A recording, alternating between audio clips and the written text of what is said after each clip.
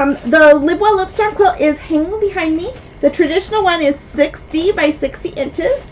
We have one that is made into a twin, king, queen, or full, and it has negative space with the quilt blocks floating around in there.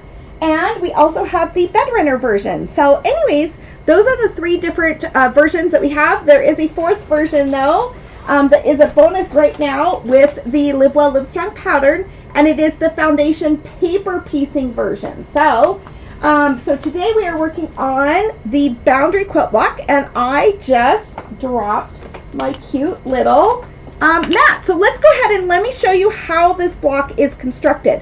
The Boundry quilt block is a churn dash block, or it can also be considered a shoe fly block. And I just think it's the perfect block to represent boundaries. So let me go ahead and flip the camera around. So let's go ahead and see here. So you can see my workstation right here. On the pattern, you want to go ahead and cut all of the pieces out accurately. And I love this shoe fly block, this churn dash block. I love all the things that it's such a universal, wonderful quilt block to make because it's so versatile in all the different things and projects that you work on as you quilt, and it's a really great traditional quilt block. So it's known as the shoe fly and also known as churn dash, but I think it's a great boundary quilt block. And for our own health and wellness, hi Liz, it's good to see you. Hello Laura. And for our own health and wellness, we do want to set healthy boundaries with people and with things. So anyways, hi Mary. I know this block is wonderful, and I love these colors too. I love the teal, the red, the lime, and the darker gray there. And it just really says to me, I'm going to set some boundaries with other people as the shoe fly block. So, okay, so let me go ahead and get started here. I dropped my little pressing mat, so I wanted to make sure I had my pressing mat open or available for us. So let's go ahead, and what I have done is I've already stitched together this portion of this churn dash block. So what we are doing is we are just sewing together units of these two little strips. So these two little strips right here, we're going to put right sides together and sew those. But you can see the two strips sewn together along, and they're equal strips, along with a square center red and with another set of strips right there. So we've kind of got this block already constructed.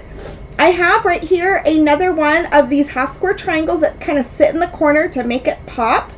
And we are going to go ahead and sew together the half square triangle, and we're going to sew together our little strips that go there. Hi Linda, it's good to see you. Hello Dolores.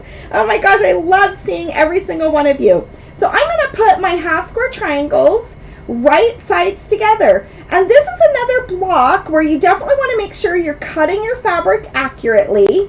But then on top of that, I am having you go ahead and make sure your blocks are squared down, just in case you have sewn something just a little wonky, or to make sure that we've got the accurate size of our block. So I'm going to go ahead and sew together these half square triangles, and you can see that. And I'm just using my 1/4 inch seam foot and a 1/4 inch seam when I'm sewing everything together. You guys, we got tons of snow here in Utah. Boy, we got, I want to say almost like a foot of snow last night. So right here is our other little version. Let me go ahead and bring my camera over. So right here is our two little rectangles that we're sewing together, right sides together. They are equal rectangles, so they're the same exact size as each other. And I'm going to go ahead and put this through the sewing machine and stitch. Once again, I'm using that 1/4 inch seam allowance. So let's go ahead and sew those together. Now, what we are wanting to do, so have you guys had a weather? I feel so bad for Texas. I'm going to take my string feeding and clip those apart right there. And I'm going to bring back my little ironing mat here, and I'm going to press these open. So let's go ahead and do that. I feel so bad for Texas with no electricity. Oh my goodness. That is just horrible to have no electricity. What would we do? I can't even imagine what we would do. We sure got a lot of snow, but have you guys had strong weather where you are? Okay, so I pressed these open, and I pressed my lighter fabric to the darker side of my seam allowance. So you can see my seam allowance there, and I pressed that to the darker side. So let's go ahead and set up this section of the block right now.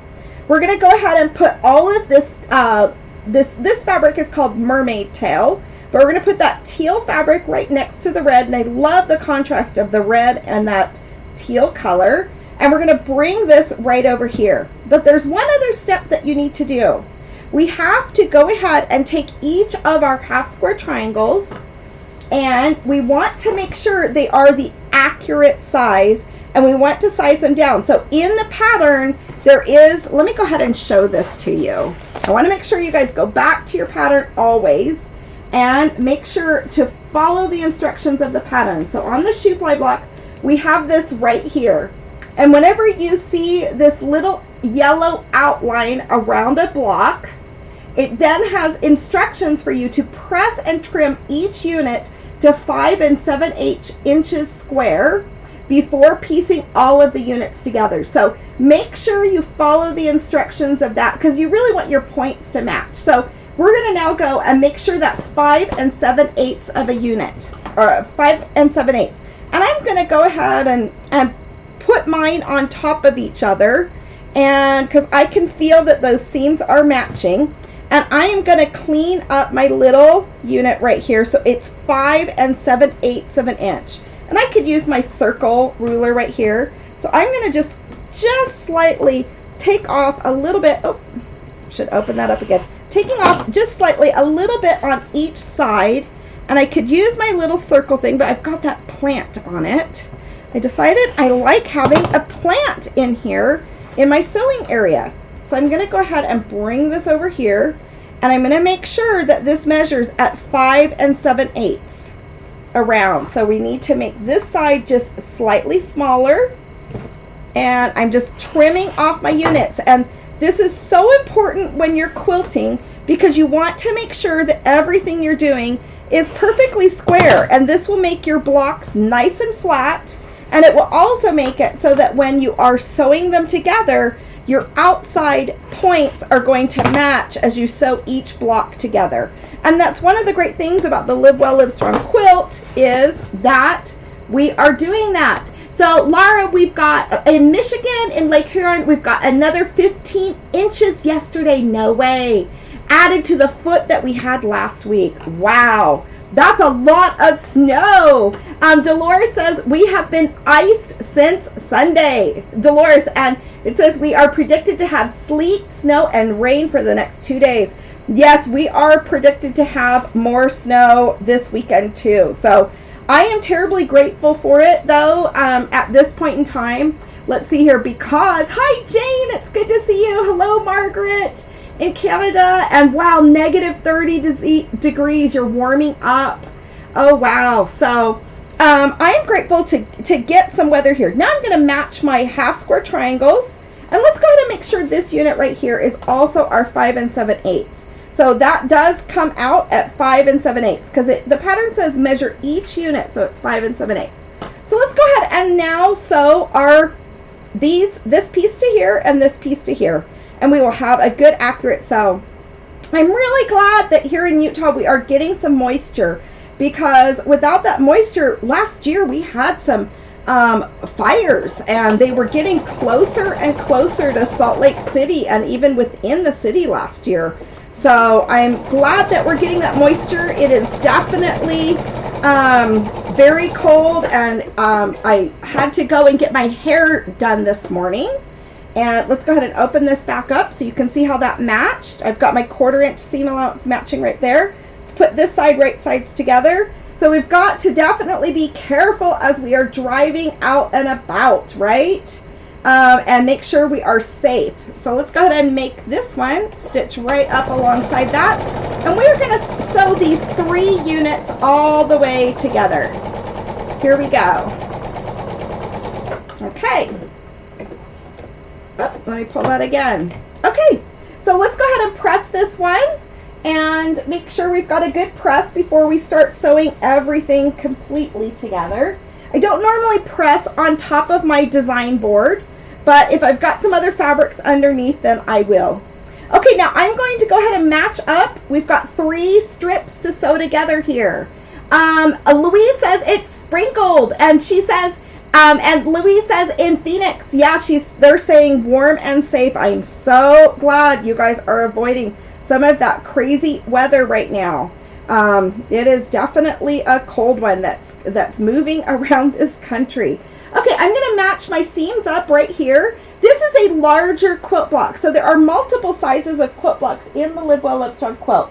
We went from 6 inches to 8 inches to 12 inches, and now I believe we're at 16 inches square. So I'm going to make sure these points are matching up, and I'm having my seam allowances go in opposite directions. I'm going to go ahead and pin this as I stitch this together, and as I bring this here, you can see that this is now matching up my points right here by squaring down some of those blocks and making sure all of them are equal. And you just go ahead and trim it just a little bit. So as you are putting together your quilt blocks, no matter what pattern you're using, you do want to make sure that they're squared up and everything is about the same size as you put together your actual quilt block. Okay, so this Churn Dash Shoo Fly quilt block sure is a lot of fun. Let's go ahead and bring this out. There we go. And it's such a fun, vibrant quilt block, but I cannot wait to see all the colors that you guys are using in your quilts and the fabrics. It is so fun to see everything and how you guys create this quilt block. Okay, so there we go. Oop, I've got another pin in there still. Let's go ahead and lay this down, and we'll just sew this other segment together. So look at that. That looks really nice. We could set the seams. I'll just go ahead and give it a little bit of a press. So let's go ahead and lay that there and bring that over. Okay, let's go ahead and match our last row to this. So you can see we're almost completely sewn here. I'm going to move that to the side. So you can see it looks just almost identical.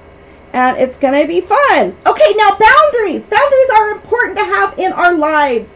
We want to have boundaries with our family members. We want to have boundaries in our lives, and it can definitely help increase our health and wellness as we set good boundaries. I'm going to match up my seams here.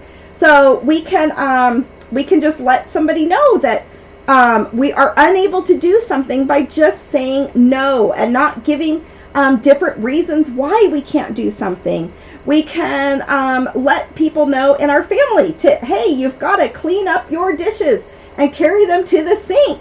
Get that done. And by setting healthy boundaries in our families, it helps us to set healthy boundaries with others too. So we want to make sure that we set healthy boundaries with our work, with customers that we might work with in our work and things to that manner. And let me go ahead and just stick a pin in that.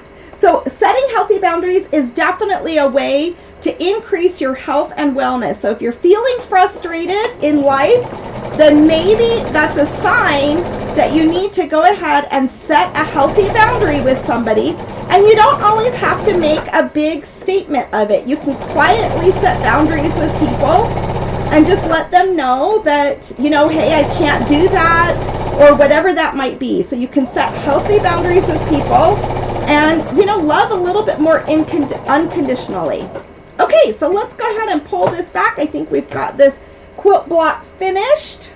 I'm going to go ahead and take these out. Let's give this a good press. And there is our Shoo Fly quilt block. Our Shoo Fly Churn Dash quilt block, which looks fantastic. Okay, guys, I'm so excited. The next quilt block that we are working on is Belong. So we're working on the quilt block Belong next, which I'm so excited about. So we will go ahead and do the teeny tiny version of this on Friday, and it is where in this right here is the quilt block that we just made, but we're going to do it in paper piecing on our tutorial on Friday. So you can see the back of that, and this was completely foundation paper pieced. So, but here is the original version that goes into the quilts, and you can see it over in here where we're just using tonal shades with it. You don't have to use all the bright colors. So anyways, love you guys tons. I hope you guys have a great day today. Stay safe and be well, be smart, and be sure to set good boundaries out there. We love you guys tons, and I'll be back on Friday at noon.